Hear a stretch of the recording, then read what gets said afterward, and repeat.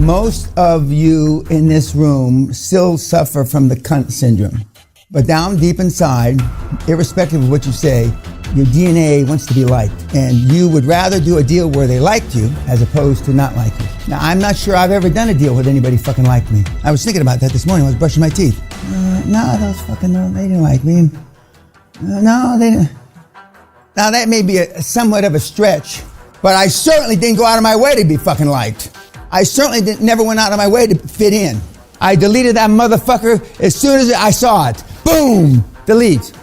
Now, why do you send me that shit? And when we talk about Success Leaves Clues, everybody we talk about, all the icons, are pretty much assholes. He's an asshole. And yet in this room, we don't even have one asshole, except me. It's a blood vendetta. I'm sure that there's, and some of the kids are from those parts of the world where they do voodoo dolls and shit like that. I'm sure. You know, when I wake up in the morning, God damn, my back hurts this morning. You know, I'm sure it's because some old lady stuck a voodoo pin in my back. I know some of you pretend to be assholes from time to time, but you're pretty decent people. I'm not saying you can't still be decent, but you gotta tighten up. Well, I won't say I get these every day, but I give them every fucking week. You can't see the cheers on this, and I cut some of his personal shit out because none of your fucking business that. But I mean, this is just a portion of the tears. He got fucked. He has nothing now. They took your little veterinarian and they pissed in your face. I get so fucking pissed off, as you can tell by my voice, how this continues to happen to you kids. And it happens to smart ones, not just the fucking dumb ones. You got to be, I don't want you to be careful, because then when you're careful, you don't pull the trigger. But I don't want you to be stupid. The sellers don't consider it malfeasance or fraud when they don't give you all the facts. They consider that part of the selling process. They're trying to put their best foot forward, their best face forward. And that normally is without all 100% of the facts, because there's good facts and bad facts in every deal. What you want is a preponderance of good facts. But occasionally, there's hair on deals, meaning they're not clear cut. They're not black and white. And the more experience you get, the better you'll get at differentiating. One of you kids, a few weeks ago, was walking in London by Starbucks, and he sees his chairman, his CEO, and CFO sitting in Starbucks, having whatever, I don't know what the fuck they're having, coffee, whatever you do in Starbucks. Now, you won't even believe what happened. I know how I would have handled that myself, but you're not me, right? So he just kept walking with his tail between his legs by Starbucks and just left him there. He didn't go? No! Now, I thought that was the worst thing I had heard in a long time, but no, this is worse. In this particular case, I'm going to give it to you to read. The CFO and the chairman fucked him because they set up a company unbeknownst to him, and they issued shares. So he's got money to fight, because that's why you don't do it. Because you don't have money to fight, because those three guys in the Starbucks, fuck you, kid. What are you going to do? Unless you're willing to fight, talk's cheap. So you can always fuck these deals up. He went to the bank and told the bank what happened. The bank pulled the plug on them. But the deal's dead now. Nobody's got the deal now.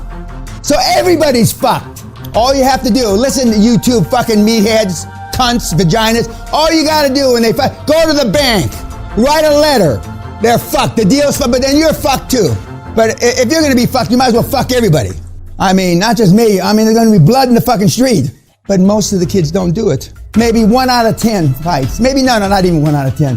1 out of 50 fights. And those of you that have been through litigation, you don't do it. But more importantly, not just because you're afraid of the unknown of litigation, you got to fight. And it's not a matter, remember I said it, you don't get letters from me, you get lawsuits. You don't get threatening letters from lawyers. Fuck that. You get lawsuits.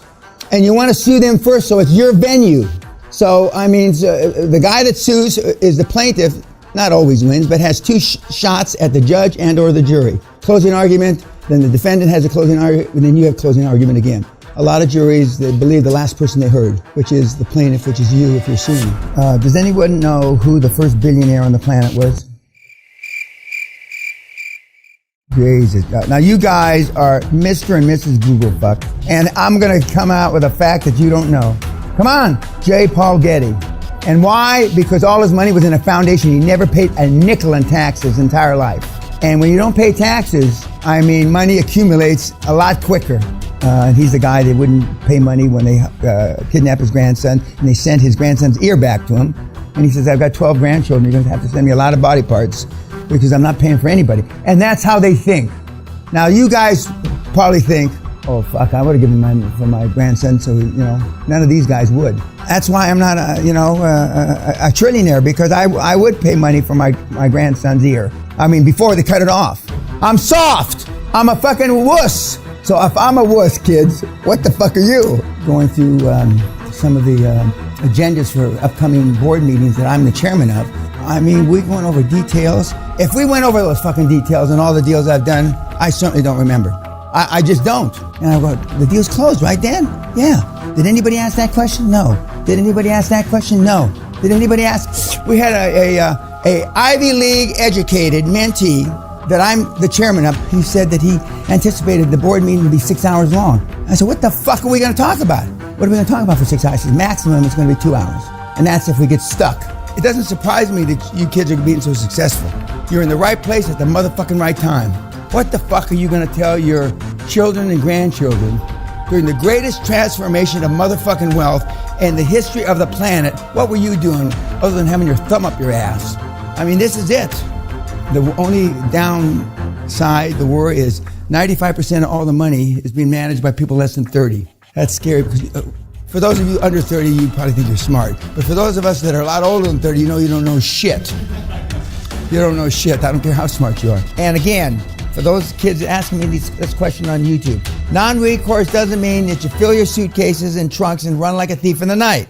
What it means, because the money, availability of non-recourse money initially was for after World War II, after the Vietnam War, after the Korean War, in third world countries like where they had a lot of problems, like Detroit and parts of Chicago, etc., where there was a high probability that the guys weren't going to make the business go. And why wipe out a whole community giving them money knowing that the business has only got a 1 in 5 chance of surviving, so they made the money non-recourse.